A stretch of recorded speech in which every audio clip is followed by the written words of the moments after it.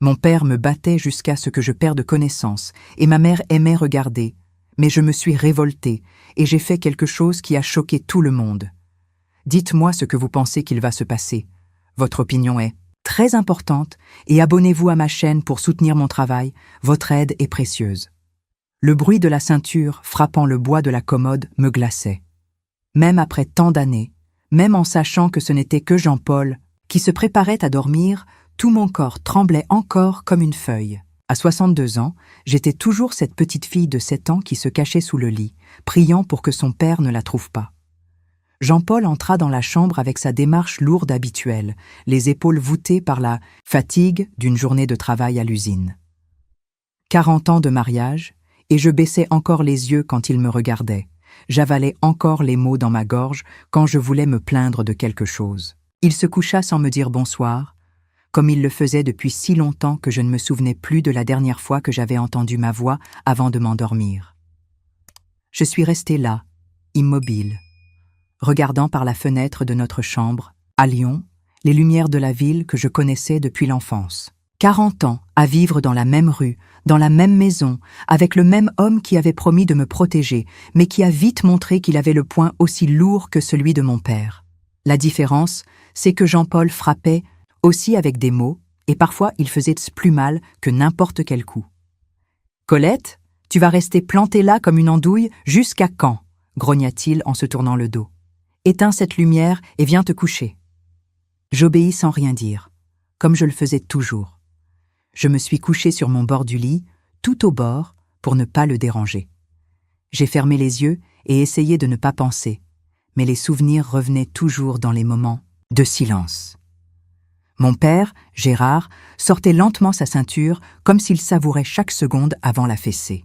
Et ma mère, Sylvie, restait dans son rocking chair, se balançant et souriant, comme si elle assistait à une pièce de théâtre. Je n'ai pas réussi à dormir cette nuit-là. Je me suis levée et je suis allée dans la cuisine, où je me sentais toujours plus en sécurité. C'était mon territoire, où personne ne me dérangeait.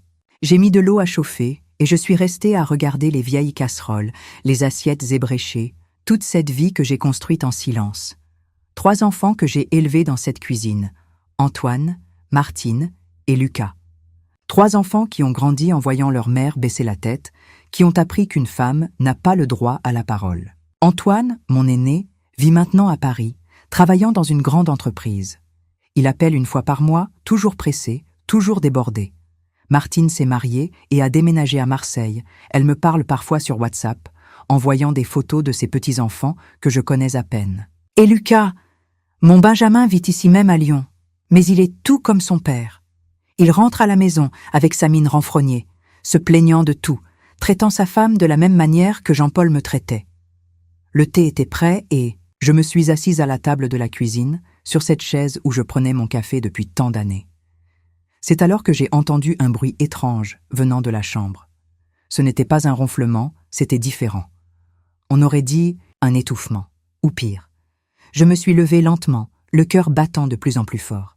« Jean-Paul » ai-je appelé doucement, appuyé contre la porte de la chambre. Silence. J'ai poussé la porte et je l'ai vu allongé sur le côté, mais quelque chose n'allait pas.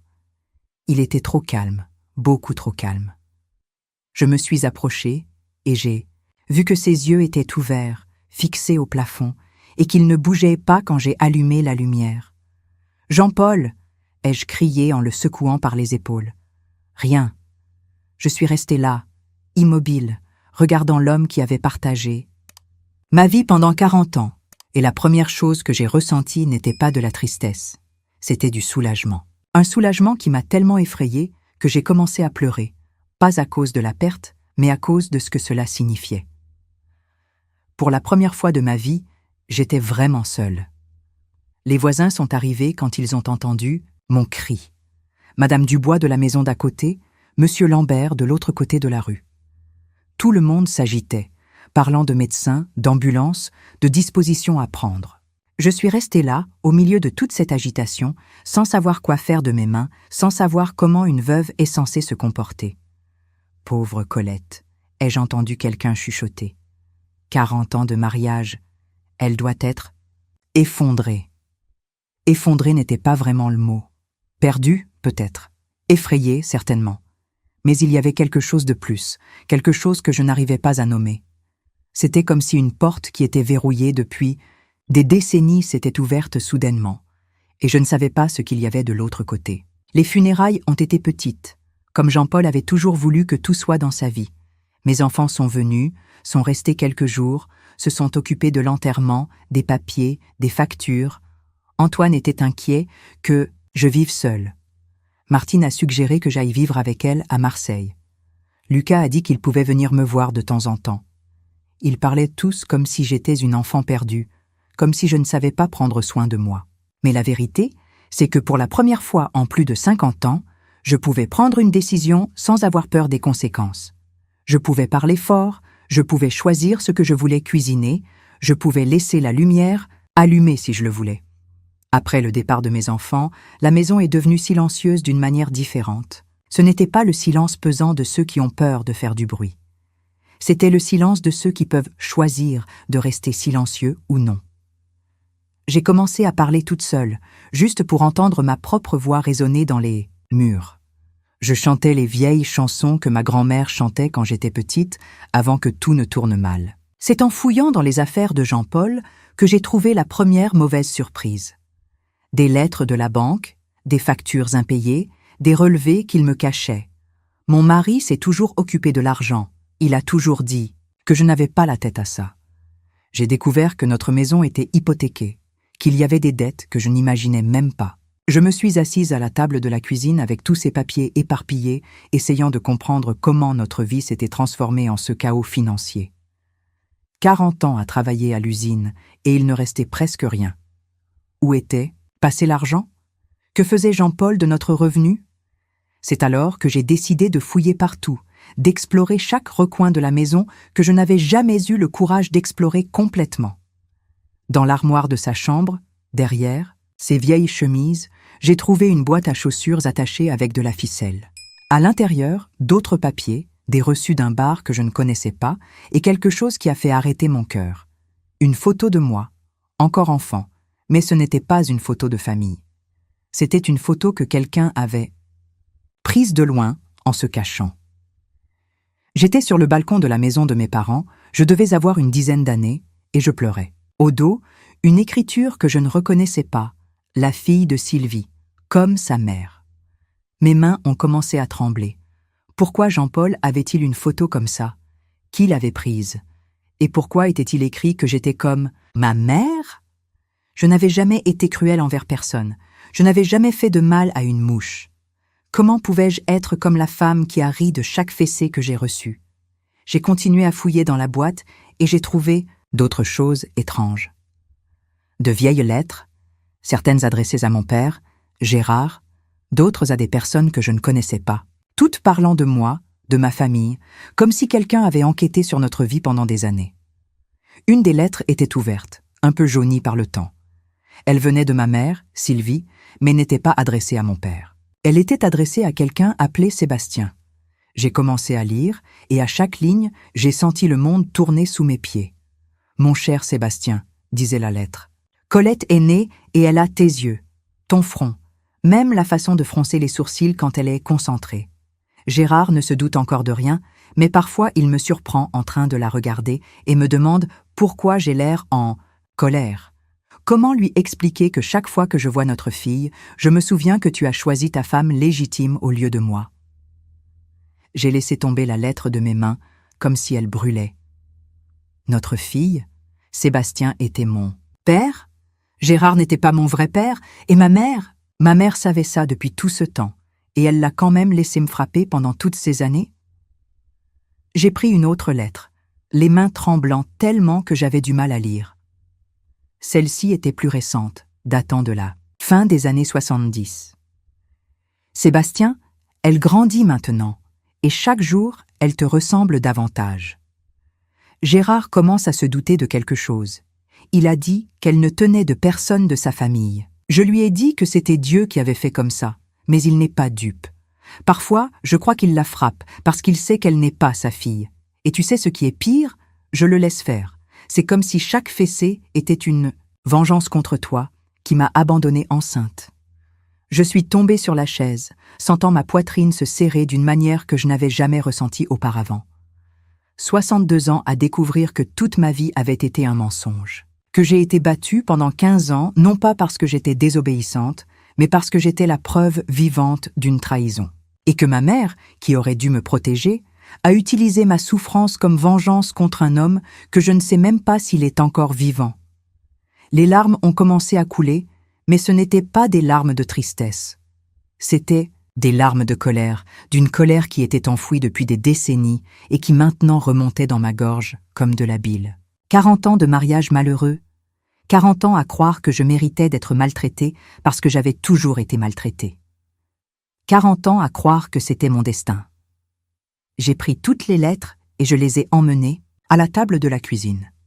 Il y en avait des dizaines, une correspondance qui a duré des années, racontant toute ma vie à un inconnu qui ne savait même pas que j'existais. Ma mère décrivait chaque fessée, chaque humiliation, comme si elle envoyait des rapports. Aujourd'hui, Gérard l'a frappée avec la canne à pêche, disait une lettre de quand j'avais 12 ans. Elle n'a pas pleuré, comme toi quand tu étais têtu. Gérard était encore plus en colère. Cette nuit-là, je n'ai pas dormi une minute. Je suis restée assise dans la cuisine, lisant chaque lettre, découvrant que toute ma vie avait été une scène pour la vengeance d'une femme rejetée. Découvrant que mon vrai père connaissait mon existence et n'avait jamais levé le petit doigt pour me rencontrer. Découvrant que même mon mariage avec Jean-Paul avait été arrangé d'une manière ou d'une autre, car dans une des dernières lettres, ma mère écrivait « J'ai trouvé un mari pour Colette, un homme qui saura la tenir en bride, comme Gérard l'a fait avec moi. » Quand le soleil s'est levé, j'avais changé. Je n'étais plus la même femme qui avait découvert son mari mort dans son lit. J'étais quelqu'un qui portait une vérité trop lourde à supporter seule. Et je savais exactement ce que je devais faire. J'ai pris le téléphone et j'ai composé un numéro que je n'avais pas composé depuis plus de 20 ans. 3 sonneries, 4, jusqu'à ce qu'une voix faible réponde de l'autre côté. « Allô ? Maman » ai-je dit, ma voix plus ferme qu'elle ne l'avait été depuis des décennies. « C'est moi, Colette. J'ai besoin de vous parler. » Le silence de l'autre côté du fil a duré une éternité. J'entendais la respiration lourde de ma mère, ce sifflement qu'elle a toujours eu depuis qu'elle a commencé à fumer des cigarettes roulées quand elle était jeune. Sylvie avait 83 ans maintenant, et selon les rumeurs qui me parvenaient par les voisins de Lyon, elle vivait seule dans la même maison où j'ai grandi en me faisant battre. « Colette » a-t-elle finalement répondu, sa voix plus faible que je ne m'en souvenais, mais toujours chargée de cette dureté qui me faisait me recroqueviller encore aujourd'hui. « Quel miracle ! Je pensais que tu avais oublié que tu avais une mère. » J'ai respiré profondément, tenant les lettres dans ma main libre. 20 ans que nous ne nous étions pas parlé, depuis qu'elle avait dit devant tout le monde au mariage, de Martine, que j'avais eu de la chance d'avoir trouvé un mari qui me supportait. 20 ans à avaler ma colère, à faire semblant de ne pas avoir de mère. « Jean-Paul est mort, ai-je dit, allant droit au but. Il y a une semaine. »« Je suis désolée, a-t-elle répondu. Mais il n'y avait aucune tristesse dans sa voix. C'était comme si elle parlait du temps qu'il fait. « Et maintenant, tu m'appelles parce que tu veux que j'aie pitié de toi ?» Ces paroles avaient toujours le même venin, mais cette fois, quelque chose en moi ne s'est pas recroquevillé. Peut-être à cause des lettres, peut-être parce que je comprenais enfin d'où venait tant de cruauté. « Non, maman, je vous appelle, parce que j'ai trouvé des lettres à un certain Sébastien. » Le silence qui a suivi était différent. Ce n'était plus le silence de quelqu'un qui était en train de décider quoi dire. C'était le silence de quelqu'un qui avait été pris la main dans le sac. Je l'ai entendu inspirer lentement, comme elle le faisait quand elle pensait à un bon mensonge. « Je ne sais pas de quoi tu parles, » a-t-elle finalement dit, mais sa voix était différente, moins ferme. « Maman, j'ai tout lu. Sur le fait que Sébastien est mon vrai père. Sur le fait que vous avez utilisé ma souffrance comme vengeance contre lui. Sur le fait que vous avez arrangé mon mariage avec Jean-Paul. » Cette fois, le silence a été encore plus long. Je pouvais l'imaginer assise dans son vieux rocking chair, le même où elle regardait Gérard me battre, ses yeux déjà à moitié aveugles cherchant une issue à cette conversation qu'elle n'avait jamais imaginé avoir. « Tu n'aurais pas dû fouiller dans ce qui ne t'appartenait pas, » a-t-elle finalement répondu, sa voix tremblant maintenant de colère. Tu as toujours été trop curieuse pour ton propre bien. » « Curieuse ?»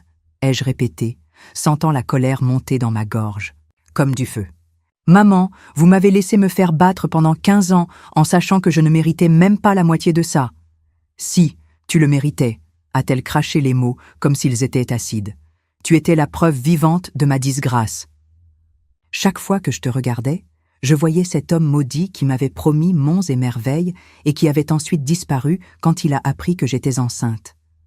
Je me suis assise sur la chaise de la cuisine, les jambes tremblantes. C'était la première fois que j'entendais ma mère admettre quelque chose à propos de mon vrai père. Pendant 62 ans, j'avais vécu en croyant que Gérard était mon père, un homme violent qui battait parce qu'il était né mauvais. Maintenant, je découvrais qu'il battait parce qu'il savait que je n'étais pas sa fille, et ma mère laissait faire parce que chaque fessée était une vengeance contre celui qui méritait vraiment de souffrir. Et Gérard? Il le savait? Il se doutait de quelque chose. Il a commencé à se douter de quelque chose quand tu as eu 5 ans et que tu ne tenais de personne de sa famille. J'ai toujours nié, mais il n'était pas dupe. C'est pour ça qu'il te battait plus que la normale.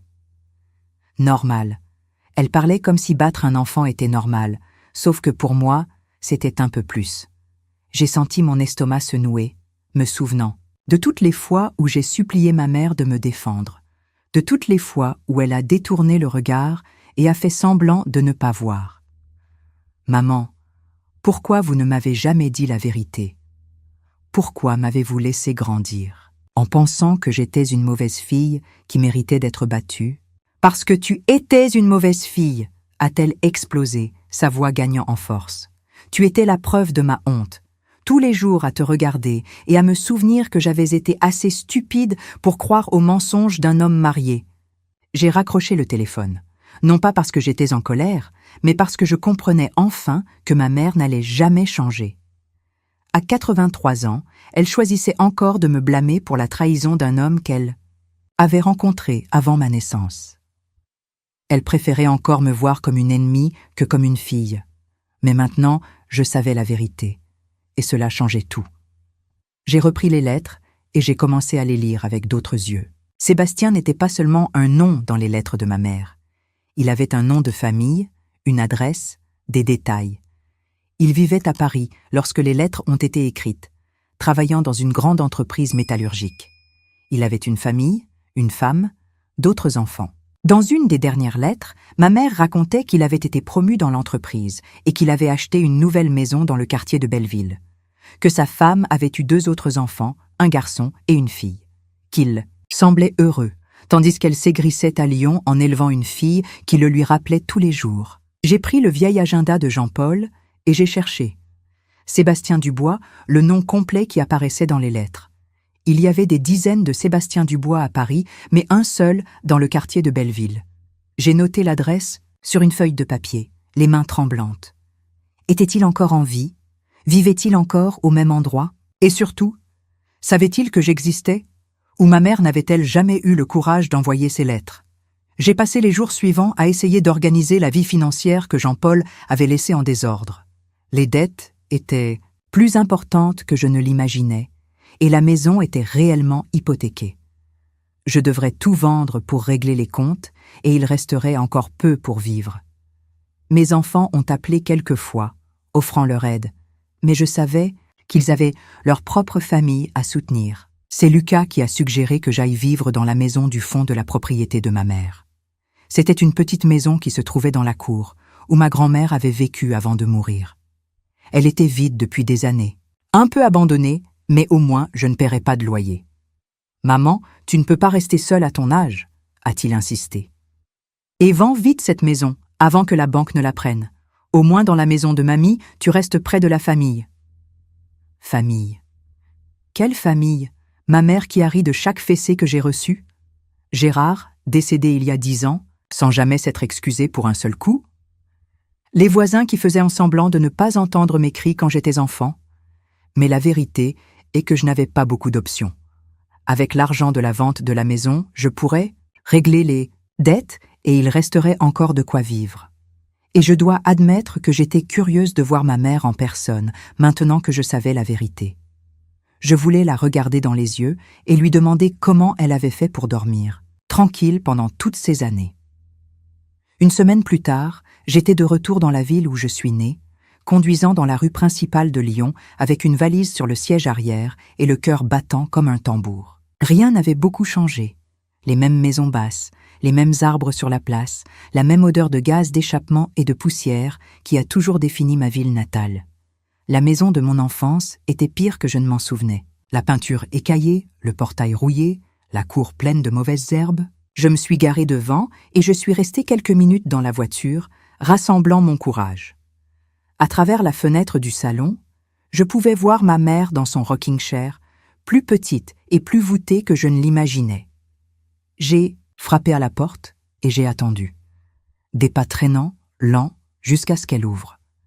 Sylvie était méconnaissable, les cheveux complètement blancs, le visage plein de rides profondes, les yeux embués par la cataracte. Mais quand elle m'a vu, le même sourire cruel que toujours est apparu sur ses lèvres. « Regarde qui a décidé de rentrer à la maison », a-t-elle dit, s'appuyant sur sa canne. « La fille ingrate qui a disparu dans la nature. » Je suis entrée, sans demander la permission, portant ma valise. La maison sentait le moisi et le médicament, et elle était plus en désordre que ma mère ne l'aurait jamais permis auparavant. J'ai réalisé qu'elle n'arrivait plus à prendre soin d'elle correctement, mais sa fierté ne la laissait pas demander de l'aide. « Comment allez-vous » ai-je demandé, regardant la saleté accumulée, les casseroles sales dans l'évier. Comme j'ai toujours été, seule, abandonnée par une fille qui n'apparaît que quand elle a besoin de quelque chose. J'ai respiré profondément. Je n'allais pas la laisser me provoquer comme avant. Maintenant, je savais pourquoi elle me traitait ainsi, et cela changeait tout. J'ai apporté les lettres, maman, toutes.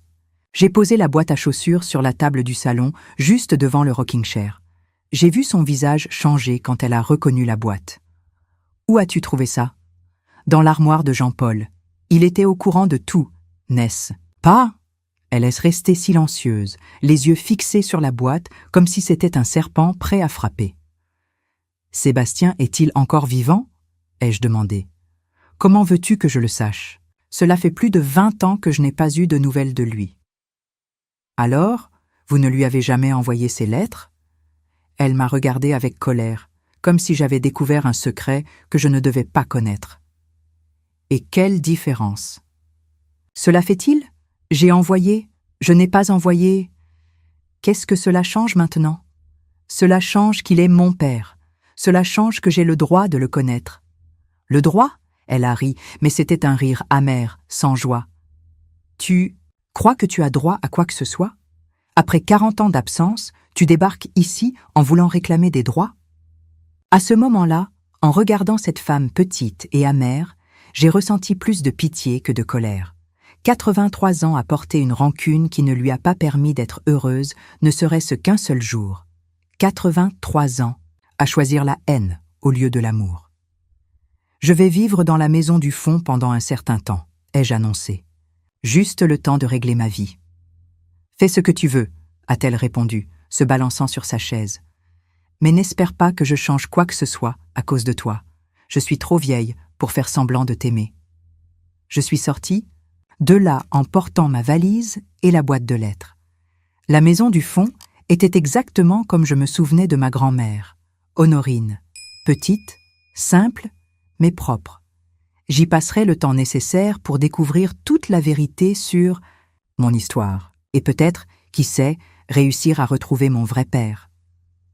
Cette première nuit, assise sur la véranda de la petite maison, je pouvais voir ma mère à travers la fenêtre de la maison principale, se balançant seule sur sa chaise, comme une âme en peine condamnée à répéter les mêmes mouvements pour toujours. Je savais que les prochains jours seraient difficiles, mais pour la première fois de ma vie, je sentais que j'avais un but.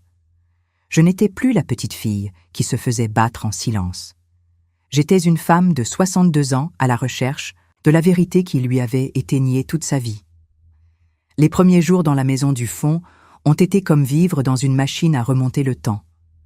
Chaque recoin de cet endroit me rappelait ma grand-mère, Honorine, la seule personne qui m'a montré de l'affection dans mon enfance. C'est elle qui soignait mes blessures après les fessées, qui me donnait du pain avec du sucre quand je pleurais en cachette, qui me chuchotait à l'oreille qu'un jour tout irait mieux.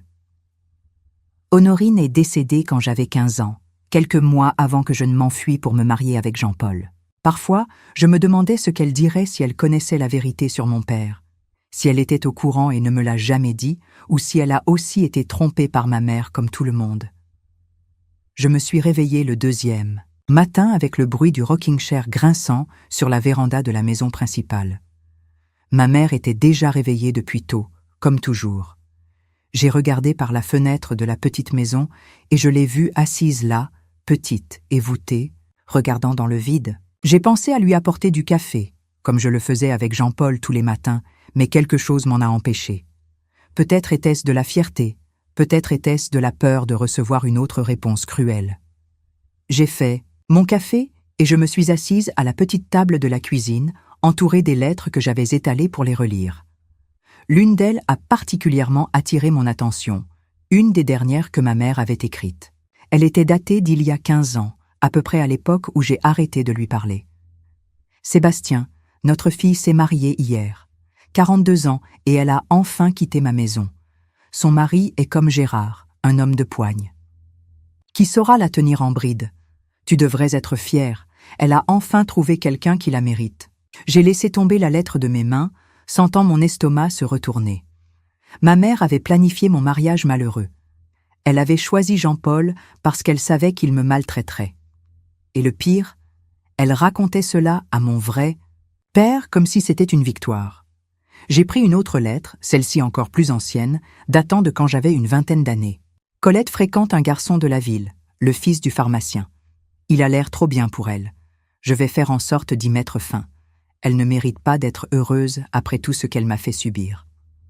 Je me suis souvenu de Pierre, mon premier petit ami. Un garçon doux qui travaillait à la pharmacie de son père et me traitait comme si j'étais faite de porcelaine. Nous sommes sortis ensemble pendant presque 2 ans, jusqu'à ce qu'un jour, il disparaisse simplement. De ma vie, je n'ai jamais compris pourquoi. Maintenant, je savais. Ma mère avait saboté jusqu'à ma chance d'être heureuse. Je suis restée assise là dans la cuisine de la petite maison, entourée de décennies de méchanceté, comprenant que toute ma vie avait été un projet de vengeance. Chaque souffrance que j'ai endurée avait été soigneusement planifiée par une femme qui était censée me protéger. Le son de la sonnette de la maison principale m'a tiré de mes pensées. À travers la fenêtre, j'ai vu un jeune homme devant la porte, portant un sac. C'était Karim, le petit-fils de Madame Dubois, qui aidait toujours les voisins plus âgés avec leurs courses. « Madame Sylvie, l'ai-je entendu dire fort, j'ai apporté les choses que vous avez demandées. Et la femme de la boulangerie a demandé si vous vouliez que j'aille chercher le pain tous les jours. » Ma mère a répondu quelque chose que je n'ai pas réussi à entendre, mais j'ai réalisé qu'elle avait besoin d'aide pour les choses basiques de la vie. Cela m'a donné une idée. Si j'allais rester là pendant un certain temps, je pouvais en profiter pour prendre soin d'elle, pas par amour, mais pour avoir la chance d'en découvrir davantage sur le passé. J'ai attendu que Karim parte, et je suis allée à la maison principale. Ma mère essayait de ranger les courses dans le garde-manger, mais ses mains tremblaient tellement qu'elle a failli faire tomber un paquet de riz. « Laissez-moi ranger », ai-je proposé, entrant dans la cuisine. Elle m'a regardé avec méfiance, comme si j'allais essayer d'empoisonner sa nourriture. « Je n'ai pas besoin de votre aide. Je sais que vous n'en avez pas besoin, mais je vais vous aider quand même. » J'ai commencé à ranger les courses dans les placards, remarquant qu'il y avait très peu de nourriture. Quelques paquets de nouilles instantanées, des biscuits crackers, un petit morceau de fromage. C'était une alimentation de quelqu'un qui n'avait pas beaucoup d'argent ou qui n'arrivait pas à cuisiner correctement. « Vous mangez correctement ?» ai-je demandé. « Comme j'ai toujours mangé, comme je peux ?» J'ai préparé un déjeuner simple avec ce qu'il y avait dans le réfrigérateur. Du riz, des haricots verts et un œuf au plat. Ma mère a mangé en silence. Mais j'ai réalisé qu'elle avait vraiment faim. Quand nous avons terminé, elle s'est levée lentement pour faire la vaisselle, mais je ne l'ai pas laissée faire. « Je vais faire la vaisselle. Vous vous reposez. »« Pourquoi faites-vous ça ?» a-t-elle demandé, me fixant avec ses yeux embués par la cataracte. « Parce que vous êtes ma mère, et parce que je ne suis pas comme vous. » Elle est restée silencieuse, pendant quelques secondes, traitant ce que j'avais dit. Puis elle est retournée sur son rocking chair, comme elle le faisait toujours après les repas. J'ai passé le reste de l'après-midi à nettoyer la maison, à laver les vêtements accumulés, à organiser les médicaments qu'elle prenait. C'était un travail pénible pour une femme de 83 ans à faire seule. Même si j'étais en colère contre elle, je ne pouvais pas voir une personne âgée dans le besoin. À la fin de l'après-midi, alors que je balayais la véranda, j'ai trouvé une lettre tombée derrière le rocking chair. Elle était récente, avec le cachet de la poste datant d'il y a 2 semaines. L'expéditeur était un nom qui a fait battre mon cœur plus vite. Sébastien Dubois. J'ai ouvert la lettre, les mains tremblantes. C'était une écriture d'homme âgé, un peu tremblante, mais encore lisible. Sylvie, j'ai reçu votre dernière lettre à propos de Colette. Après toutes ces années, j'ai enfin réussi à rassembler mon courage pour vous chercher.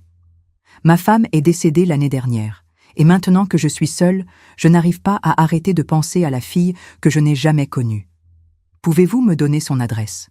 Ou au moins me dire si elle va bien? Je sais que je n'ai pas le droit de demander quoi que ce soit après tant de temps, mais un père n'oublie jamais un enfant, même s'il a été trop lâche pour l'assumer. Je vis à la même adresse que toujours, dans le quartier de Belleville. Si vous voulez que je vienne vous parler en personne, je serai en voiture la semaine prochaine. Ma mère avait reçu cette lettre et ne m'a rien dit.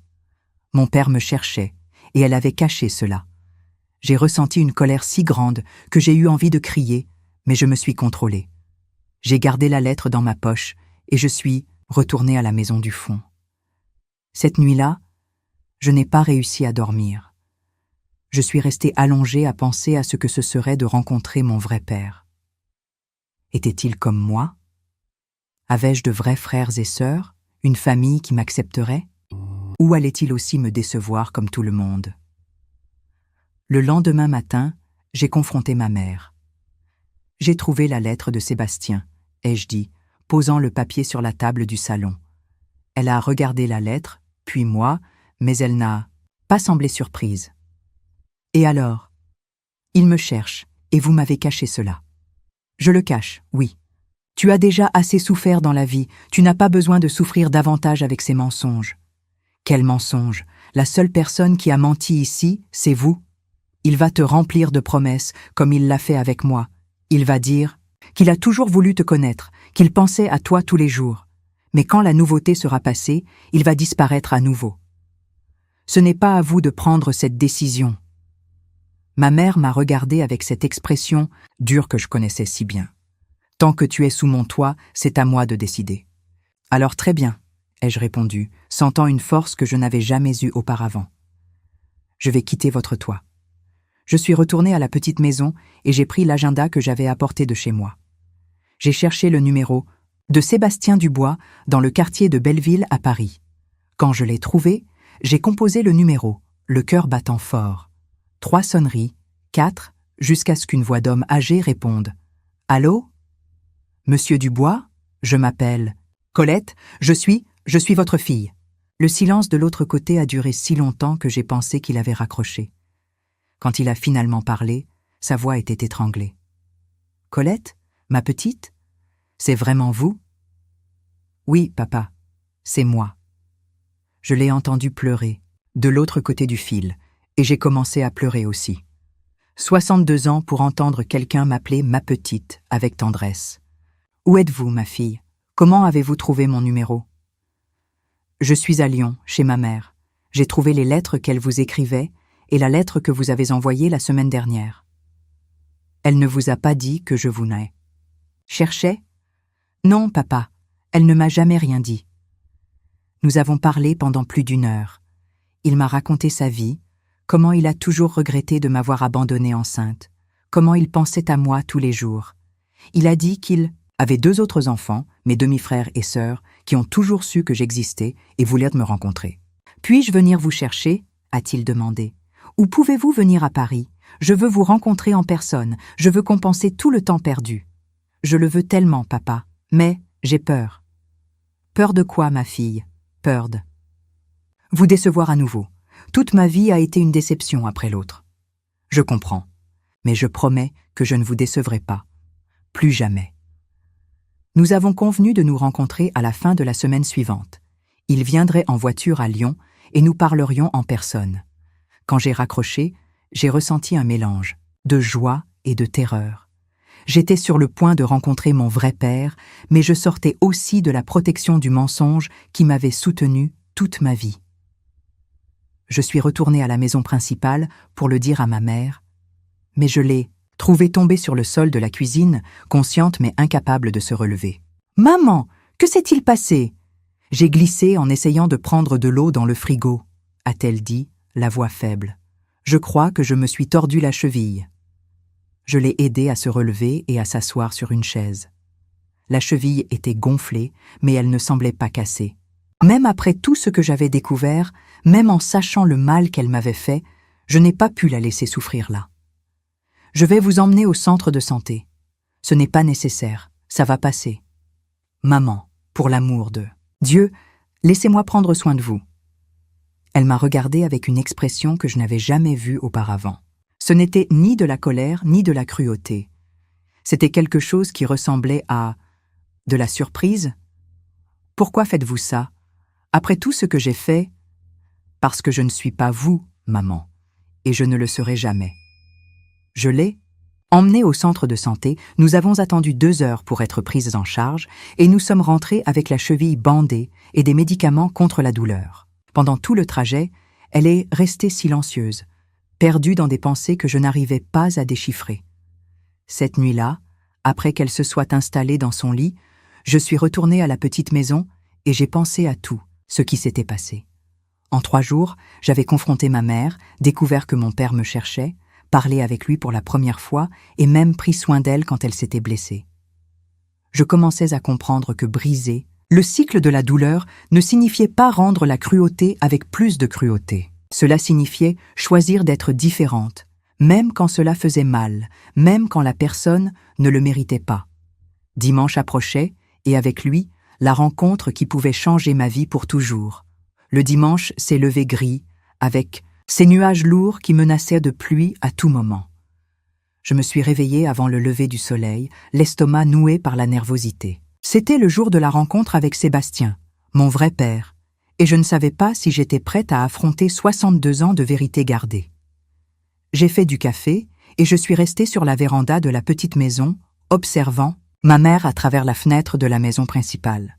Elle était aussi réveillée tôt, se balançant sur sa chaise avec la cheville bandée posée sur un coussin. Depuis qu'elle s'était blessée, elle était différente avec moi. Pas plus cruelle, mais distante, comme si elle pensait à des choses auxquelles elle n'avait jamais pensé auparavant. À 10 heures du matin, j'ai entendu le bruit d'une voiture s'arrêter devant la maison.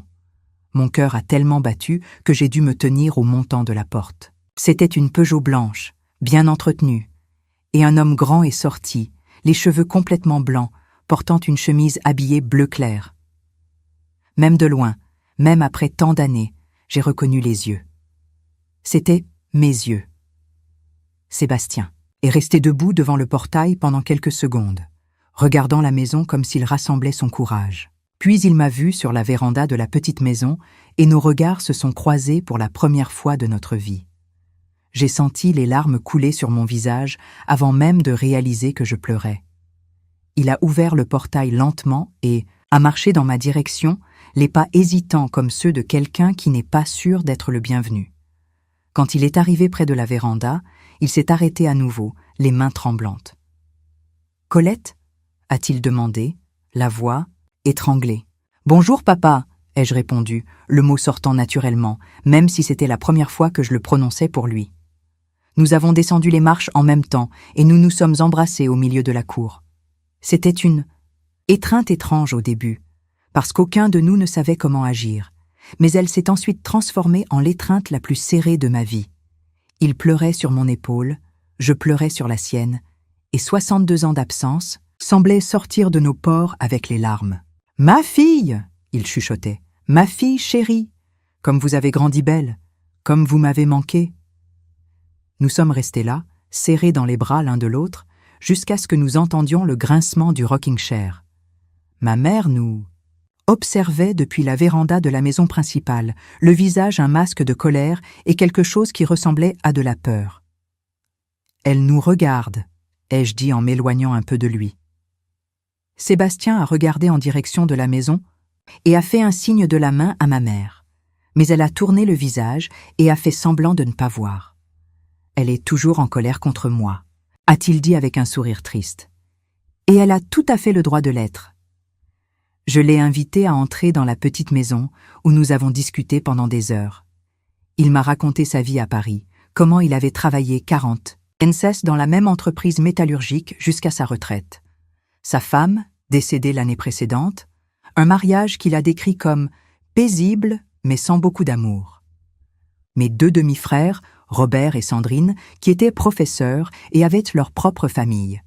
Ils ont toujours su que vous existiez, a-t-il dit en sortant des photos de son portefeuille. Ma femme n'a jamais beaucoup aimé le sujet, mais je leur ai toujours dit qu'ils avaient une sœur quelque part. J'ai regardé les photos de mes frères et sœurs, essayant de trouver des ressemblances entre nous. Robert ressemblait plus à lui. Il avait les mêmes yeux. Sandrine avait les cheveux bouclés comme les miens quand j'étais jeune. « Ils veulent me rencontrer ?» ai-je demandé. « Ils le veulent beaucoup. » Robert a dit qu'il avait toujours rêvé d'avoir une sœur aînée pour lui donner des conseils quand il ferait des bêtises. L'idée d'avoir une vraie famille, des gens qui m'aimeraient pour qui j'étais et non par obligation, me faisait ressentir une chose étrange dans la poitrine. C'était de l'espoir mêlé à de la peur, comme si c'était trop beau pour être vrai. « Papa, puis-je vous demander une chose qui m'a toujours fait mal ? » « Vous pouvez demander n'importe quoi, ma fille. Pourquoi ne m'avez-vous jamais cherché avant ? En 62 ans, n'avez-vous jamais eu la curiosité de savoir si j'allais bien ?» Il a baissé la tête, ses grandes mains tripotant nerveusement, le bord du chapeau qu'il avait enlevé en entrant. « Si, ma fille, beaucoup. Mais j'étais mariée, j'avais d'autres responsabilités. Et votre mère ? Votre mère m'a dit des choses à l'époque qui m'ont fait croire qu'il valait mieux que je disparaisse de vos vies. » Quel genre de choses ? Elle a dit que vous n'aviez pas besoin de père, que vous étiez bien élevé par Gérard. Elle a dit que si j'apparaissais dans vos vies, je ne ferais qu'apporter de la confusion. Et puis, quand vous avez grandi, elle écrivait dans les lettres que vous étiez heureuse, mariée, avec des enfants. J'ai pensé que ma présence ne ferait que se déranger. J'ai senti un serrement dans ma poitrine. Encore une manipulation de ma mère, encore une façon de contrôler ma vie pour satisfaire sa vengeance. Papa, je n'ai jamais été heureuse, jamais. Toute ma vie a été une souffrance après l'autre. Il a levé les yeux pour me regarder et j'ai vu la douleur imprimée sur son visage. Que voulez-vous dire ? Je lui ai tout raconté. Les fessées de Gérard, la cruauté de ma mère, le mariage malheureux avec Jean-Paul, les enfants qui me traitaient comme un fardeau. 40 ans de douleur déversée là sur la table de la petite maison, avec mon père écoutant chaque mot et essuyant les larmes qui ne cessèrent de couler. « Mon Dieu !» a-t-il chuchoté quand j'ai terminé. « Mon Dieu, qu'ai-je fait ? Si j'avais su, si j'avais imaginé, vous ne saviez pas, papa. Ma mère a caché tout cela de vous aussi. Mais j'aurais dû insister.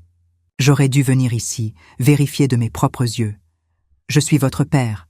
C'était mon obligation de vous protéger. » Nous sommes restés silencieux pendant quelques minutes, lui se blâmant pour le passé, moi essayant d'assimiler le fait que j'avais enfin quelqu'un qui se souciait vraiment de moi. « Et maintenant ?» ai-je finalement demandé. « Maintenant, vous venez avec moi à Paris.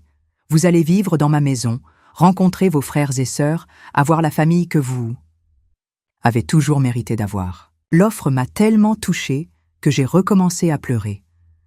Mais avec la joie est venue la peur. « Papa, je ne sais pas si je peux.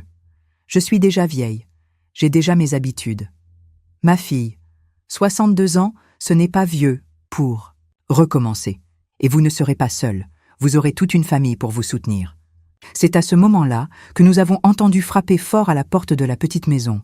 C'était ma mère, appuyée sur sa canne, le visage rouge de colère. « Arrêtez ce cinéma là-dedans !» a-t-elle crié. « Sébastien, vous n'avez pas honte ? Après 60 ans, vous débarquez ici en voulant jouer au papa ?» Sébastien s'est levé et a ouvert la porte, l'affrontant avec un calme qui m'a surpris. « Sylvie, je suis venue ici pour rencontrer ma fille. Je ne suis pas venue me disputer avec vous. Votre fille, elle n'est pas votre fille. Vous nous avez abandonnés quand j'avais le plus besoin de vous. Vous avez disparu dans la nature, et maintenant vous voulez apparaître pour récolter ce que vous n'avez pas semé. » « Vous avez raison, » a-t-il dit, me surprenant. J'ai été un lâche. Je vous ai abandonné, alors que j'aurais dû assumer mes responsabilités. Mais maintenant, je suis ici pour essayer de réparer ce que j'ai fait de mal. Réparer? Elle a ri, mais c'était un rire amer, plein de haine. Il n'y a pas de réparation possible pour ce que vous m'avez fait. À cause de vous, j'ai dû me marier avec Gérard. J'ai dû supporter un homme qui me battait parce qu'il savait que Colette n'était pas sa fille. Gérard vous battait aussi? Ai-je demandé, en me levant de ma chaise. Ma mère m'a regardée comme si elle avait dit quelque chose qu'elle n'aurait pas dû dire. Oui, a-t-elle admis, sa voix devenant plus basse. Tous les jours, il savait que vous n'étiez pas sa fille, et il déversait sa colère sur moi aussi. Alors pourquoi vous le laissiez me frapper? Si vous étiez battu aussi, pourquoi ne me défendiez-vous pas? Elle est restée silencieuse pendant longtemps, regardant tantôt moi, tantôt Sébastien. Parce qu'il était plus facile de le laisser vous frapper que d'être battu seule, a-t-elle finalement confessé. Vous étiez petite, vous supportiez moins de coups. Quand il vous frappait, il en restait moins pour moi. J'ai eu l'impression d'avoir reçu un coup de poing dans l'estomac. Ma propre mère m'avait utilisé comme bouclier humain pour diminuer sa propre souffrance. « Sylvie !» a explosé Sébastien, sa voix plus forte pour la première fois. « Comment avez-vous pu faire ça à un enfant? Je l'ai fait parce que vous m'avez abandonnée, a-t-elle crié en retour. Je l'ai fait parce que j'ai dû survivre comme je pouvais, et je le referais s'il le fallait. C'est à ce moment-là que quelque chose s'est brisé en moi. Ce n'était plus de la colère ou du chagrin. C'était une clarté froide, définitive. « Maman !» ai-je dit, ma voix plus ferme qu'elle ne l'avait jamais été dans ma vie. « Vous avez eu 62 ans pour vous excuser. 62 ans pour montrer que vous regrettiez. Mais au lieu de cela, vous avez choisi de me blâmer pour les erreurs que d'autres ont commises. » Colette. « Non, ai-je coupé. Je ne vais plus écouter vos excuses. J'ai pris soin de vous cette semaine dernière parce que je suis différente de vous. Mais maintenant, je vais partir, et vous allez devoir vivre avec les conséquences des choix que vous avez faits. » J'ai regardé mon père, qui assistait à tout cela avec une expression de douleur et de compréhension. « Papa, si l'offre tient, toujours, j'accepte. Je veux aller avec vous à Paris. » « Bien sûr qu'elle tient, ma fille, elle tiendra toujours. » Je suis entrée dans la petite maison et j'ai pris ma valise, qui était encore presque prête depuis mon arrivée. Je n'avais pas grand-chose à emporter. 40 ans de vie tenaient dans une petite valise. Quand je suis sortie, ma mère était toujours là, appuyée sur sa canne, mais maintenant elle pleurait. « Vous ne pouvez pas partir comme ça, » a-t-elle dit, la voix tremblante. « Je suis votre mère. »« Non, » ai-je répondu en passant devant. Elle sans m'arrêter. « Vous étiez la femme qui m'a donné naissance. Une mère est celle qui protège, celle qui aime, celle qui sacrifie son propre bien-être pour le bien-être de son enfant. Vous n'avez jamais été ma mère. » J'ai marché jusqu'à la voiture de mon père, lui portant ma valise. Avant d'entrer, j'ai jeté un dernier regard sur la maison où j'ai grandi en me faisant battre, sur la véranda où ma mère riait de ma souffrance, sur la petite maison du fond où ma grand-mère m'a montré qu'il était possible d'être différente. « Tout va bien se passer, » a dit mon père en posant sa main sur mon épaule. « À partir de maintenant, vous n'êtes plus seul. » Alors que nous quittions Lyon, j'ai vu dans le rétroviseur ma mère toujours debout devant le portail, petite et solitaire, regardant sa fille partir pour toujours. Je n'ai ressenti ni pitié, ni remords. J'ai ressenti de la libération. À 62 ans, j'allais enfin à la maison. La maison de mon père dans le quartier de Belleville était tout ce que je n'avais jamais eu dans ma vie. Silencieuse, propre et pleine de lumière. 2 heures de route de Lyon à Paris, et j'avais l'impression d'avoir traversé un monde entier.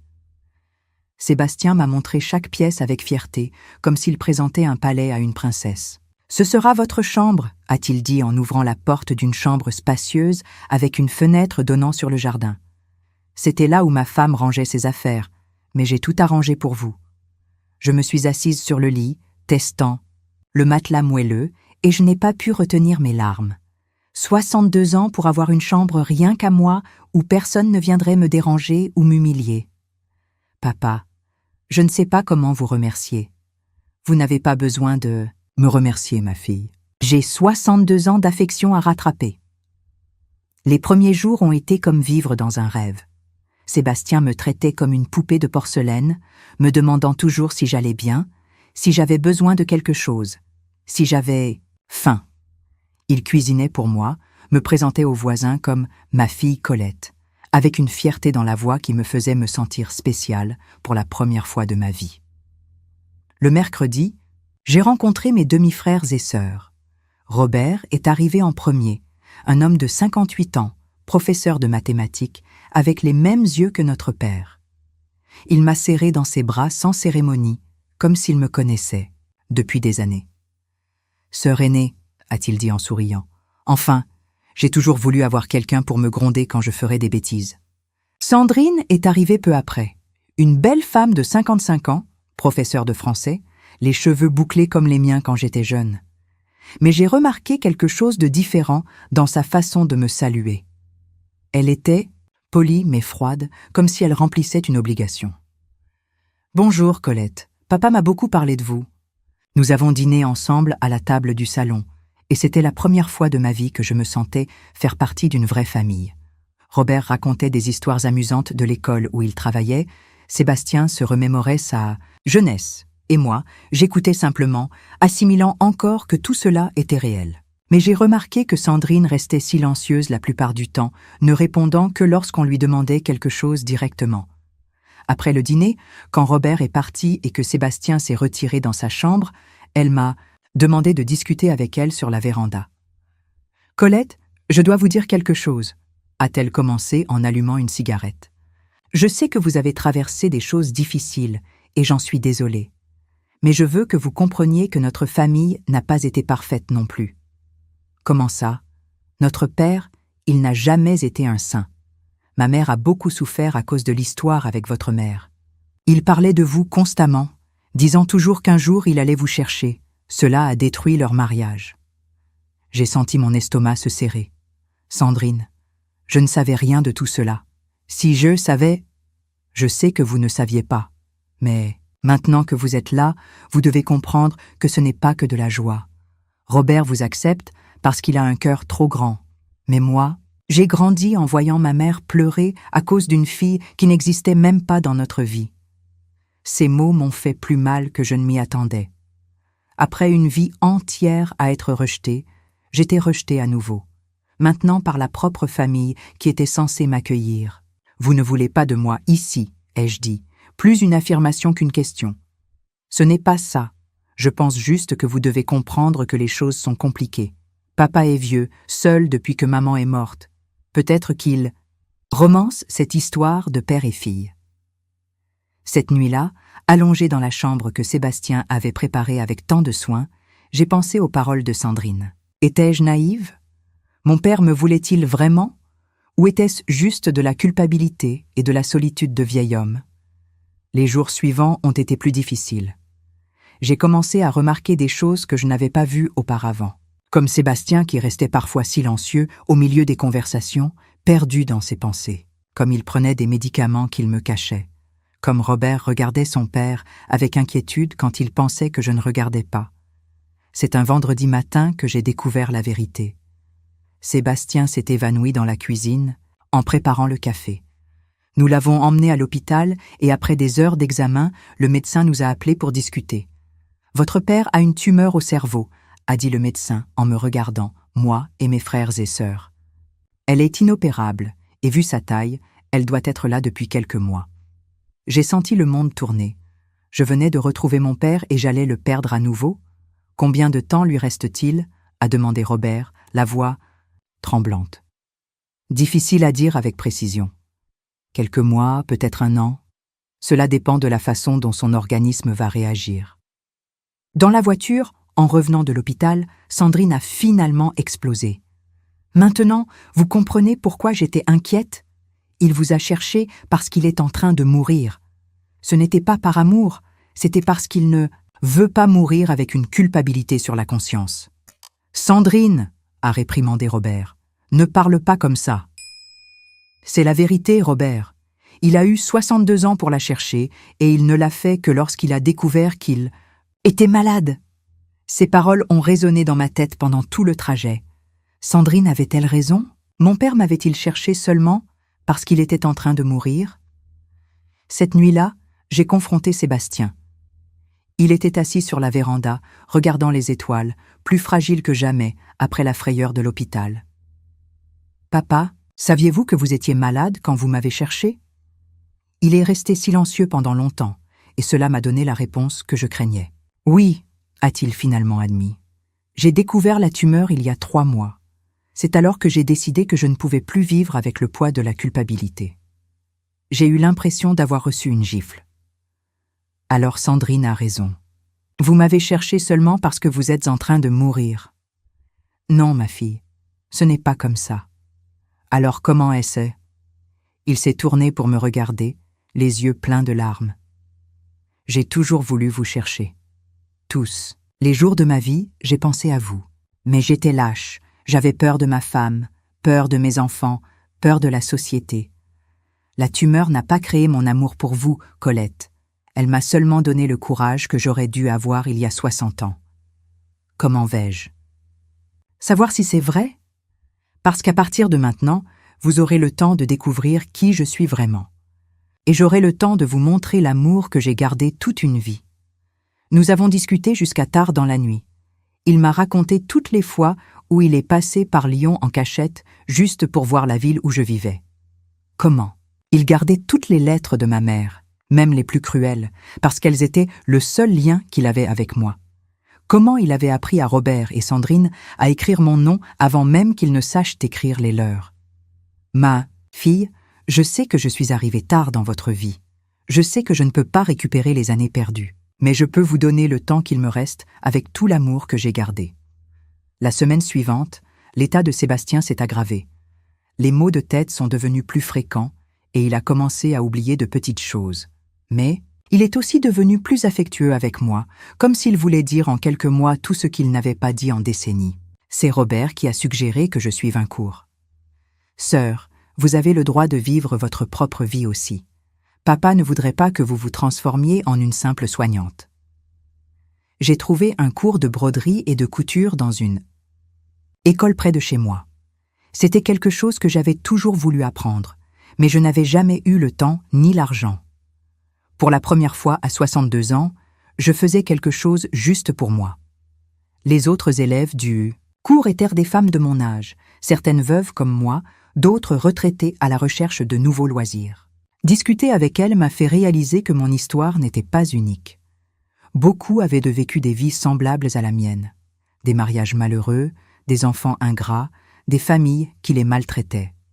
C'est au cours que j'ai rencontré Noémie, une dame de 65 ans qui est devenue ma première amie. Elle avait une énergie contagieuse et un rire fort qui me faisait sourire même les jours les plus difficiles. « Colette, a-t-elle dit un jour, alors que nous brodions des fleurs sur une serviette, vous semblez être une personne qui renaît. Il y a une lumière dans vos yeux que vous n'aviez pas au début du cours. » Elle avait raison. Pour la première fois de ma vie, je découvrais qui j'étais quand je ne servais pas les autres. J'apprenais à choisir les couleurs que j'aimais, à créer des dessins qui sortèrent de ma tête, à avoir des opinions sur des choses petites mais importantes. Mais plus je grandissais, plus Sébastien dépérissait. En 2 mois, il a vieilli, de 10 ans. Les promenades dans le quartier sont devenues des promenades jusqu'au coin de la rue, puis jusqu'au portail, jusqu'à ce qu'il ne puisse plus sortir de la maison. Sandrine, qui au début me rejetait, a commencé à me respecter quand elle a vu comment je prenais soin de lui sans me plaindre. Robert disait que j'avais une façon spéciale avec son père, que je parvenais à le calmer quand les douleurs devenaient insupportables. « Vous êtes comme mamie Honorine », a dit Sébastien un jour, alors que je lui passais de la pommade sur le dos. Elle avait aussi ses mains bénies. « Vous avez connu ma grand-mère ?»« Oui. C'est elle qui m'a dit que votre mère était enceinte. Une sainte femme, votre grand-mère. Elle m'a dit que je devais assumer ma responsabilité, mais j'étais trop lâche pour écouter. À chaque conversation, j'en découvrais davantage sur mon passé. Sébastien m'a raconté que ma grand-mère Honorine avait essayé de le convaincre de me reconnaître, qu'elle était allée jusqu'à Paris pour lui parler, en personne, qu'elle savait que Gérard n'était pas mon père et qu'elle souffrait de me voir me faire battre. Honorine m'a écrit une lettre quand vous avez eu 15 ans, a-t-il raconté. Elle disait que j'avais encore le temps de vous sauver, que vous étiez une bonne fille qui ne méritait pas de souffrir. Mais j'étais trop occupée à construire ma vie ici pour penser à la vie que je détruisais là-bas. Pourquoi me racontez-vous ça maintenant? Parce que je veux que vous compreniez que votre grand-mère a essayé de me faire être un meilleur père, et que si je l'avais écouté, vous n'auriez peut-être pas autant souffert. Cette nuit-là, j'ai rêvé de ma grand-mère Honorine. Dans le rêve, elle était assise sur la véranda de la petite maison du fond, me souriant et disant qu'elle était fière de la femme que j'étais devenue. Je me suis réveillée avec la sensation qu'elle était vraiment avec moi, me protégeant même après sa mort. Mais il y avait quelque chose qui me dérangeait encore. Dans les lettres que j'ai trouvées à la maison, ma mère mentionnait que Sébastien avait une sœur à Lyon, quelqu'un qui connaissait notre famille. Si cela était vrai, cela signifiait que pendant toutes ces années, il y avait quelqu'un dans la ville qui savait qui était mon vrai père et ne me l'a jamais dit. J'ai décidé d'appeler Karim, le garçon qui aidait ma mère avec les courses, pour savoir comment elle allait.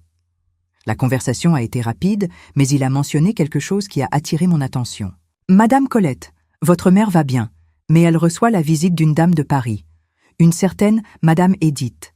Elle a dit qu'elle vous connaissait. » Edith. Ce nom apparaissait dans les lettres comme la sœur de Sébastien. Cela signifiait qu'elle était au courant de tout et qu'elle rendait visite à ma mère maintenant que j'étais partie. Quand j'en ai parlé à Sébastien, il est devenu pâle. Edith est ma sœur cadette. Elle vit ici à Paris, mais elle a toujours gardé le contact avec des gens de Lyon.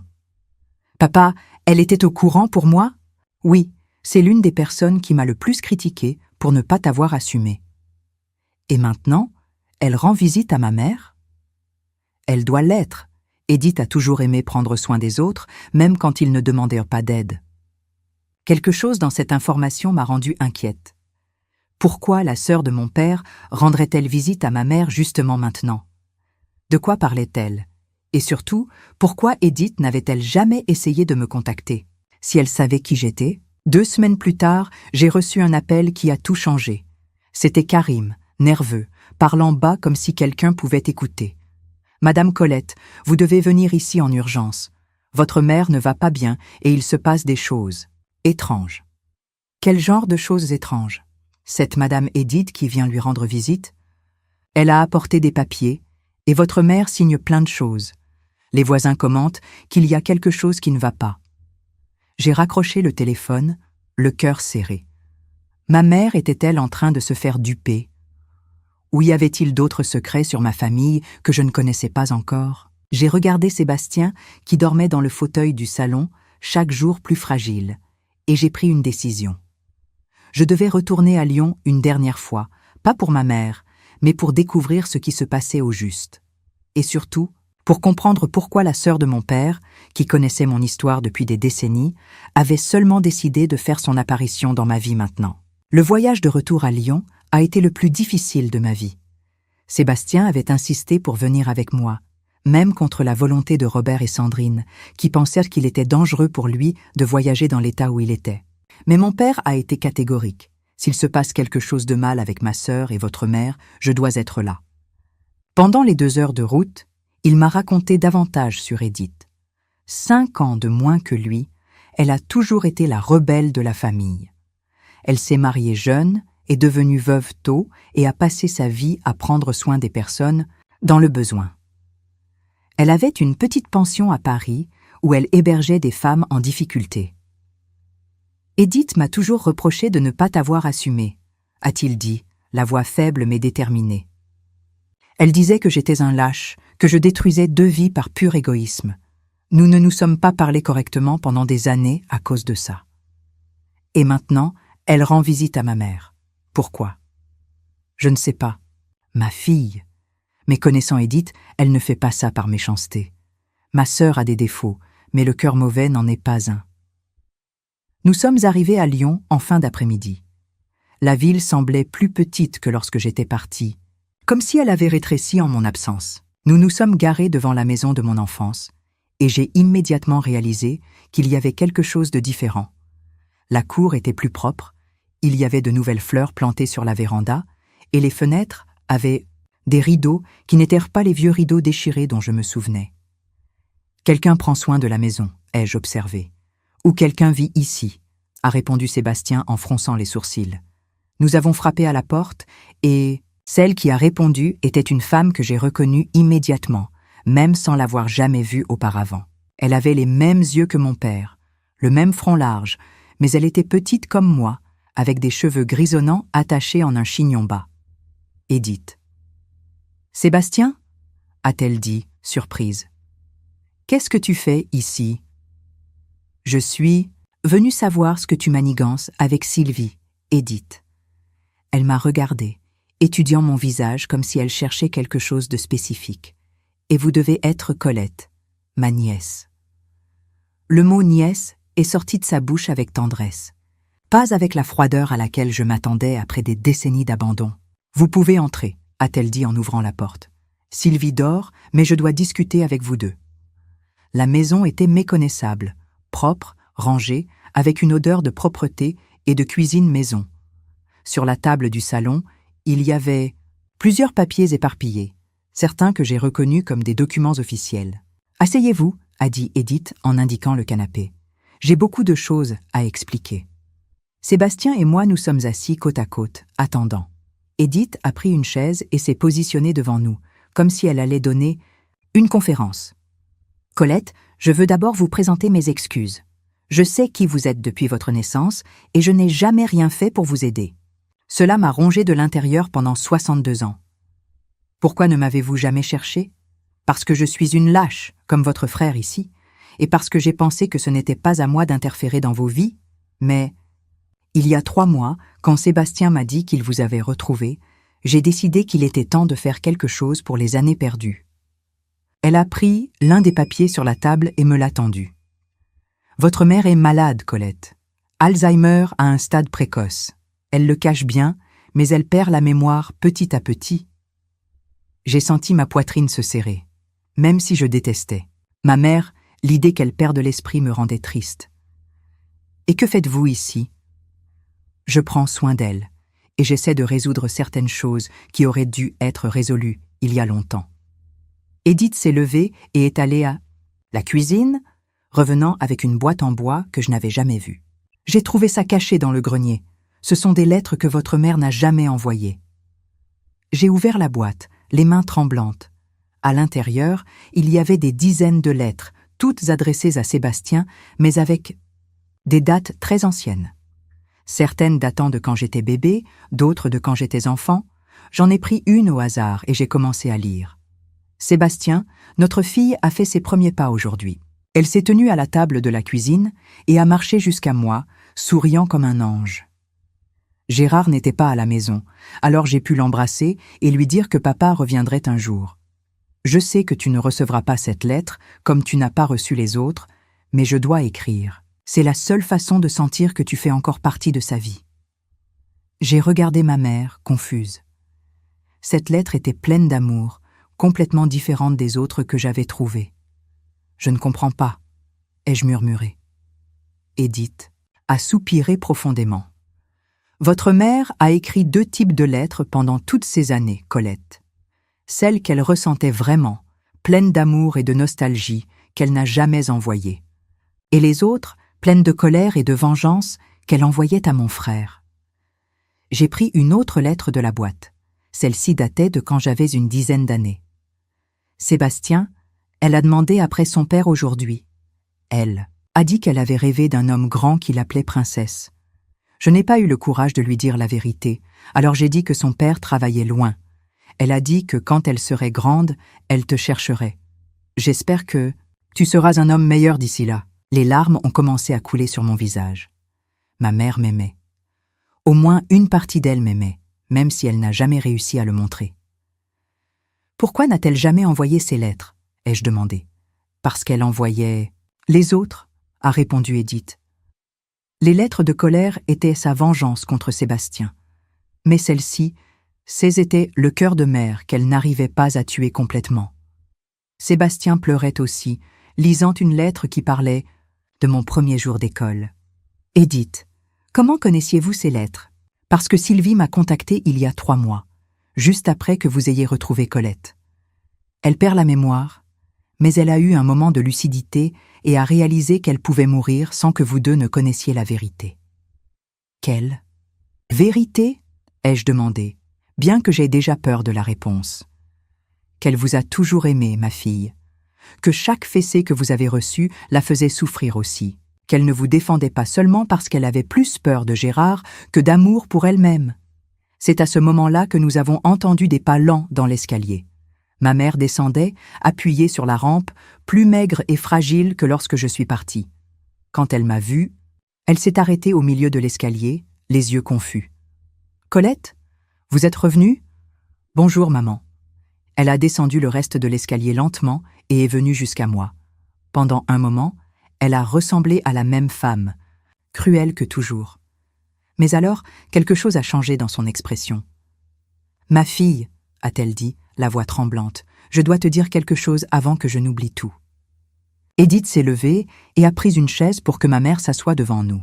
« Sylvie, vous êtes sûre ? » ?»« Oui, elle a besoin de savoir. » Ma mère m'a regardé dans les yeux pour la première fois de sa vie avec quelque chose qui ressemblait à de l'amour. « Colette, j'ai toujours su que Gérard allait te frapper. Tous les jours je le savais, et tous les jours je l'ai laissé faire. »« Maman, non, laisse-moi parler. Laisse-moi parler tant que je m'en souviens encore. » Elle a respiré profondément. « Mais ce que vous ne savez pas, c'est que les nuits, après les fessées, je restais éveillée à penser à m'enfuir avec vous, à penser à te prendre dans mes bras et à sortir en courant de cette maison. Pourquoi ne vous êtes-vous jamais enfui ? Parce que je n'avais nulle part où aller, parce que j'avais peur, et parce que... » Sa voix est devenue plus basse, parce que chaque fois que je vous regardais, je voyais Sébastien. Et ça me faisait tellement mal que parfois je préférais que vous soyez frappés, plutôt que d'avoir à vous regarder dans les yeux et à me souvenir de lui. Edith s'est approchée et a posé sa main sur l'épaule de ma mère. « Racontez le reste, Sylvie. »« Quel reste ?» ai-je demandé. Ma mère a regardé Sébastien qui était pâle et tremblant. « Sébastien, vous vous souvenez de la dernière fois que nous nous sommes rencontrés, avant que je ne vous annonce que j'étais enceinte ? » ?»« Je me souviens, » a-t-il dit, la voix sortant à peine. « Vous m'avez promis que vous alliez quitter. Votre femme. Vous avez dit que vous m'aimiez et que nous allions construire une famille ensemble. Sylvie, j'ai cru.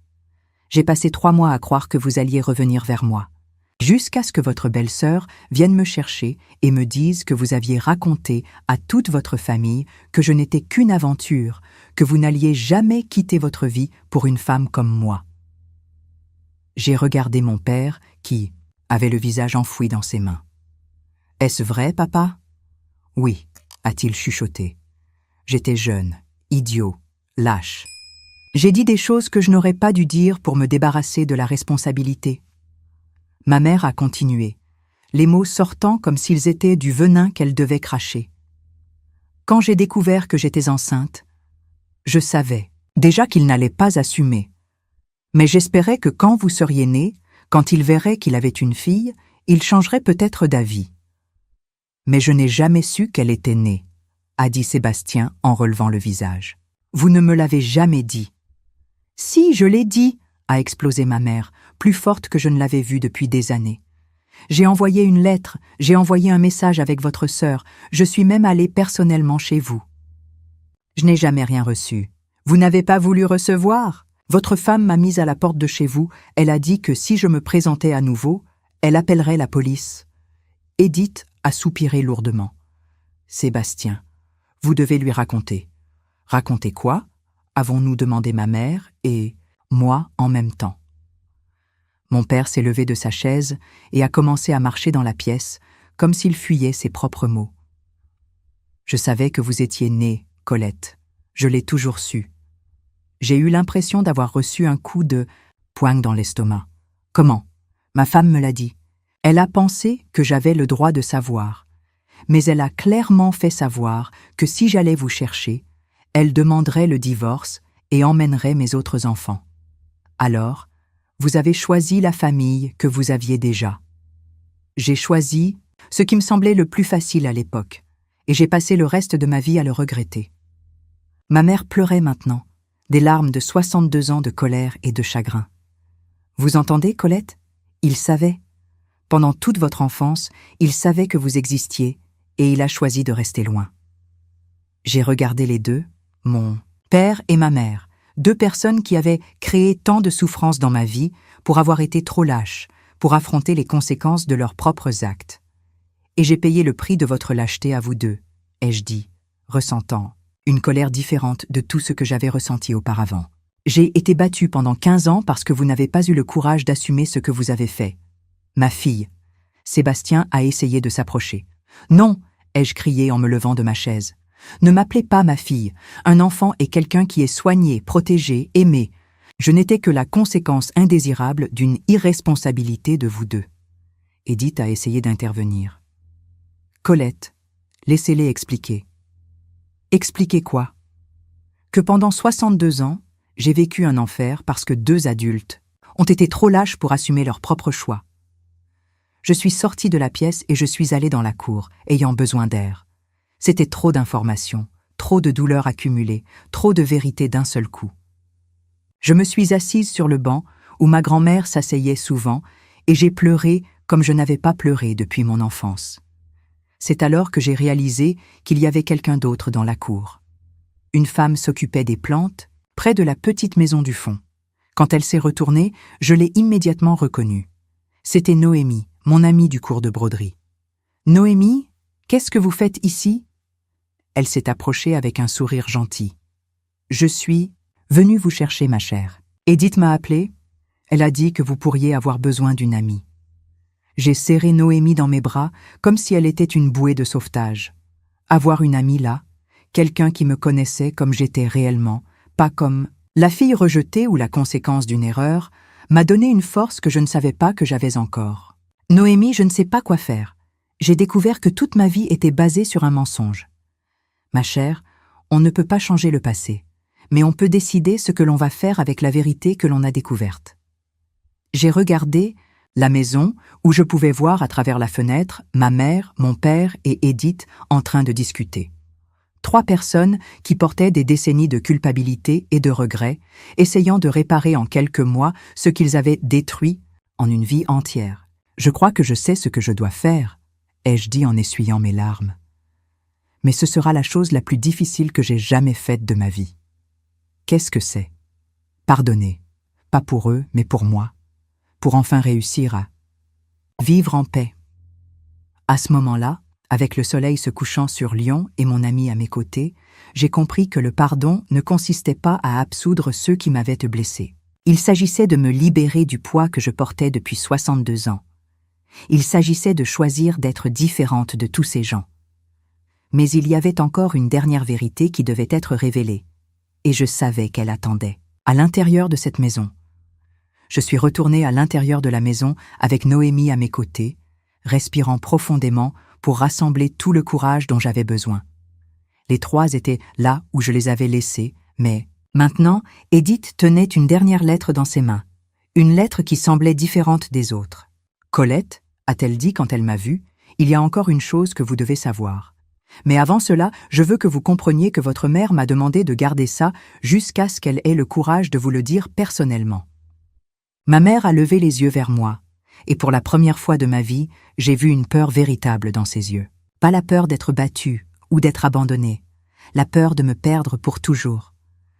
Ma fille, ce que je vais te dire maintenant est peut-être pire que tout ce que tu as déjà entendu. Mais je jure sur l'âme de ta grand-mère Honorine que c'est le dernier mensonge que je vais défaire.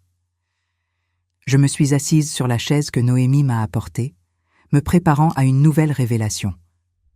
Parlez, maman. Elle a regardé Sébastien, puis Edith, comme si elle demandait la permission.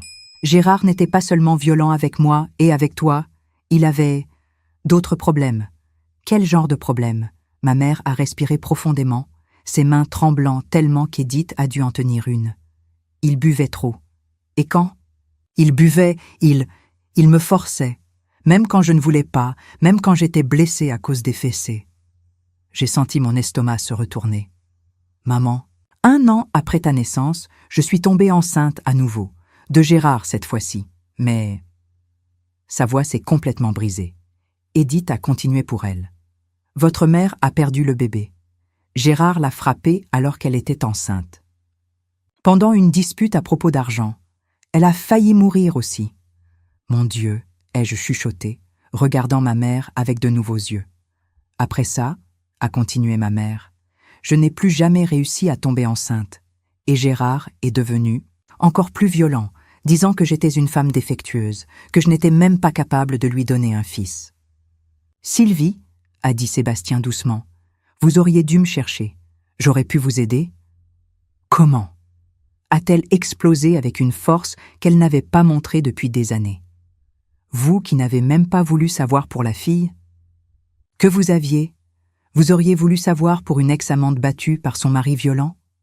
Il a baissé la tête, sans réponse. Edith a pris la lettre qu'elle tenait et me l'a tendue. Ceci est la lettre que votre mère a écrite quand vous avez eu 18 ans. Elle ne l'a jamais envoyée, mais elle m'a demandé de vous la donner si un jour la vérité venait à éclater. J'ai ouvert la lettre, les mains tremblantes. Elle était plus longue que les autres, écrite avec soin, comme si chaque mot avait été pensé 1000 fois. Ma fille Colette, aujourd'hui tu as eu 18 ans, et j'ai enfin compris que j'ai perdu ma petite fille il y a longtemps. Pas pour Sébastien, qui t'a abandonné, pas pour Gérard, qui t'a battu. Je l'ai perdue à cause de ma propre lâcheté, à cause de ma propre douleur que j'ai laissé grandir plus que mon amour de mère. Aujourd'hui, je t'ai vu préparer tes affaires pour te marier avec Jean-Paul, et j'ai vu dans tes yeux la même tristesse que je vois dans le miroir tous les jours. Je te livre à un autre homme qui va peut-être mal te traiter, comme je l'ai fait moi-même quand j'ai épousé Gérard. Pardonne à cette mère lâche qui n'a jamais eu le courage d'être la femme forte que tu méritais. Si un jour tu as des enfants, sois tout ce que je n'ai pas réussi à être. Aime avec courage, protège avec force, et ne laisse jamais la douleur te transformer en une femme amère comme je suis devenue. Ta mère qui t'aime plus que sa propre vie, Sylvie. Quand j'ai fini de lire, je sanglotais. 62 ans de haine se dissolvant comme du sucre dans l'eau. J'ai regardé ma mère et j'ai vu non plus la femme cruelle qui riait de ma souffrance, mais une personne brisée qui n'a jamais su comment réparer sa propre vie. « Maman », ai-je dit en me levant de ma chaise, « puis-je vous faire une étreinte ?» Elle m'a regardée comme si elle n'était pas sûre d'avoir bien entendu. « Tu me pardonnes ?» « Je pardonne. Pas parce que vous le méritez, mais parce que je mérite de vivre sans ce poids. » Nous nous sommes étreintes au milieu de la pièce, deux femmes qui avaient trop souffert, trouvant enfin un chemin vers la paix. Je l'ai sentie trembler dans mes bras, pleurant comme un enfant perdu. « Colette », a-t-elle chuchoté dans mon oreille, « je t'ai toujours aimée, même quand je ne savais pas comment le montrer. »« Je sais, maman. Maintenant, je sais. » Sébastien s'est approché, hésitant. « Ma fille, puis-je… » J'ai regardé ce homme qui était mon père, mais qui avait choisi de ne pas l'être pendant toute ma vie. « Papa, avez-vous besoin de mon pardon aussi ?»« J'en ai besoin, plus que tout au monde. »« Alors vous l'avez, mais je veux que vous compreniez. Une chose, pardonner ne signifie pas oublier, et cela ne signifie pas que nous allons avoir la relation père-fille que nous avons perdue. Cela signifie que je vais arrêter de porter la colère. » Il a hoché la tête, les larmes coulant sur son visage vieilli. « C'est plus que ce que je mérite. »« Il ne s'agit pas de mériter, » ai-je répondu. « Il s'agit de choisir d'être différente. » Edith s'est approchée et m'a serrée dans ses bras aussi. « Nièce, vous êtes plus forte que nous tous réunis. »« Je ne suis pas forte, tante Edith. Je suis juste fatiguée de porter la douleur. » Noémie, qui avait regardé tout en silence, s'est approchée de moi. « Ma chère, qu'allez-vous faire maintenant ?» J'ai regardé autour de la pièce, vers cette maison où j'ai grandi en me faisant battre, vers les personnes qui avaient façonné ma vie avec leurs choix égoïstes, et j'ai ressenti quelque chose que je n'avais jamais ressenti auparavant. De la liberté. Je vais retourner à Paris avec mon père. Je vais prendre soin de lui tant que j'en ai encore le temps. Et après, je me suis arrêtée pour réfléchir. Après, je vais vivre ma propre vie. Peut-être que je vais voyager, peut-être que je vais ouvrir un atelier de broderie, peut-être que je vais faire toutes les choses que je n'ai jamais eu le courage de faire. « Et moi ?» a demandé ma mère, la voix petite. « Vous allez rester. Ici avec tante Edith qui prendra soin de vous. Je viendrai vous rendre visite dès que je pourrai. Pas en tant que fille obéissante, mais en tant que femme qui a choisi de ne pas perpétuer le cycle d'abandon. Nous avons passé le reste de l'après-midi à organiser la situation. Edith allait rester vivre là pour prendre soin de ma mère. Robert et Sandrine s'étaient proposés pour aider aux dépenses. Noémie a promis de rester mon amie à Paris. Quand j'étais en train de charger ma valise dans la voiture, ma mère m'a appelée sur la véranda. « Colette, il y a une chose que je veux te donner. » Elle est revenue avec une petite boîte en bois, très ancienne. Elle appartenait à ta grand-mère Honorine. Elle m'a dit de te la donner quand tu deviendrais une vraie femme. Je crois que ce jour est arrivé. J'ai ouvert la petite boîte et j'ai trouvé une bague simple, en or, avec une petite pierre bleue. Mamie a dit que cette bague avait appartenu à son arrière-grand-mère et qu'elle devait passer de mère en fille, mais seulement pour les filles qui connaissaient la valeur du pardon. J'ai mis la bague au doigt. Elle allait parfaitement. Merci, maman. Merci à vous, ma fille, de m'avoir appris qu'il n'est jamais trop tard pour essayer d'être une meilleure personne. Pendant le voyage de retour à Paris, Sébastien était plus silencieux qu'à l'aller. J'ai réalisé que l'effort émotionnel de la journée avait été lourd pour lui. « Papa, comment vous sentez-vous » ? « Soulagé, a-t-il répondu. Et terrifié. Terrifié pourquoi ?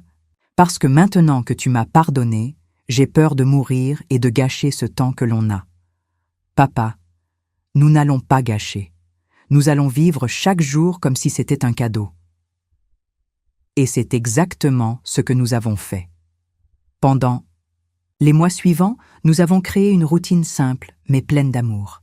Je prenais soin de lui, il me racontait des histoires de famille, j'ai mieux appris à connaître mes demi-frères et sœurs. Robert est devenu vraiment un frère. Sandrine a appris à me respecter. Noémie passait presque tous les jours pour discuter et broder. Sébastien est mort un dimanche matin, en dormant, sans douleur. Il avait ses mains entrelacées dans les miennes et ses derniers moments ont été de paix. Aux funérailles, j'ai découvert qu'il m'avait légué la maison, ainsi qu'une lettre qui disait « Pour ma fille Colette, qui m'a appris que le véritable amour ne concerne pas le temps perdu, mais le temps mis à profit. Aujourd'hui, à 63 ans, je vis dans la maison de mon père. J'ai un petit atelier de broderie où j'enseigne à d'autres femmes, je rends visite à ma mère tous les mois à Lyon et, pour la première fois de ma vie, je dors paisiblement. Toutes les nuits, ce n'est pas la vie dont je rêvais quand j'étais enfant, c'est mieux. C'est une vie que j'ai choisie, construite sur le pardon, l'amour de soi et le courage de briser des cycles qui semblaient éternels. Parfois, quand je brode sur la véranda et que le soleil se couche sur Paris, je sens ma grand-mère Honorine, assise à mes côtés, souriant fièrement à la femme que je suis devenue. Et je sais que j'ai enfin compris la leçon la plus importante de la vie. On ne peut pas contrôler ce que les autres nous font, mais on peut choisir ce que l'on fait de cette expérience. J'ai choisi de pardonner. J'ai choisi d'aimer.